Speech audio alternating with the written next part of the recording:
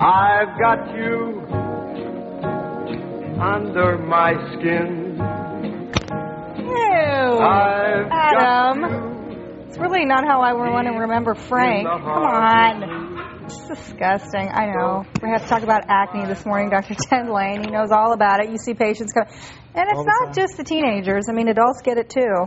Oh, certainly. I think half of my patients are women in their 20s, 30s, and 40s with acne. Really? Oh, absolutely. Okay, well, let's talk about the teens because they're going back to school, and the last thing they want is, you know, a bright red one on the first day. Yeah, you know, the stress of starting school brings out acne. Half of my patients yesterday were teenagers with acne, and so it's really back to school acne time. I thought it'd be a good thing to talk about today. Okay, so, well, let's talk about prevention, first of all. How do we prevent these things from happening? You know, the first thing you have to realize is that acne is not due to dirt on your skin. So scrubbing really hard with a washcloth or washing your face 5 times a day is not necessary. And in fact, it can make it worse, I've heard. It can, unfortunately. Acne is really due to just intrinsic factors of your skin and hormones inside your body. Okay. And so what you need to do is just use certain ingredients that you can find in cleansers and toner pads and gels to apply to the face to help with the acne and help prevent it at the same time. What would be some of those ingredients that we're looking for? You know, there's really only a few ingredients that are available in over-the-counter ingredients. Over-the-counter products. One is salicylic acid, another one is sulfur, and the third one is benzoyl peroxide. All right. Okay?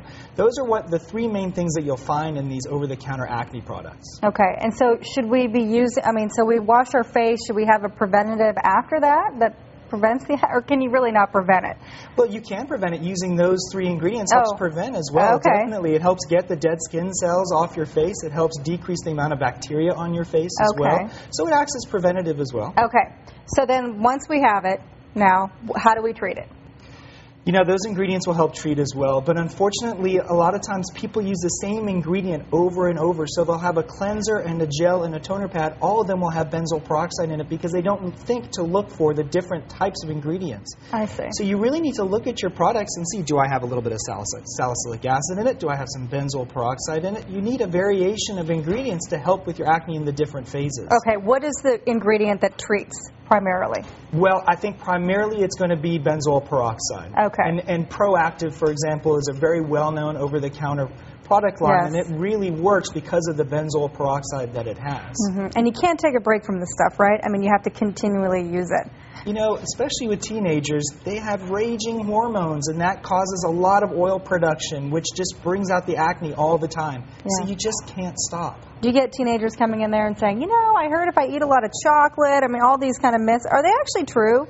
You know, that's a great question. There's been a lot of studies looking at whether diet affects acne. And the only thing that's really been shown is the typical Western diet of high in saturated fats, high in refined sugars and flours, that seems to worsen acne. If you can stick to more of a whole grain, low-fat diet, that would help with the acne. So I tell the teenagers, stay away from the chocolate bars and the pizza. And that's true. It's not a myth. It's not a myth. So if you have a dermatologist and you do get an acne breakout, you can go and there's actually the zit zapper you have at you probably have a more technical term for it, right?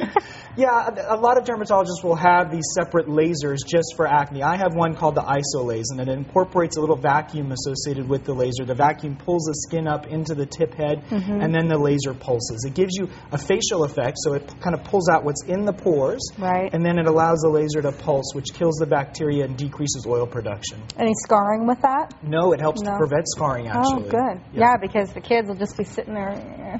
You remember those days, right? Yeah, I do. I wish I had a zit zapper at home. All right. Ted, it's good to see you. Thanks so much. We appreciate it. Thank you. If you'd like more info, he's over there on Quinlan Park Road, 226-0007. Is that right? 266-0007. Okay. Also on Heatherwilde. If you have any questions for Dr. Ted, 252-37.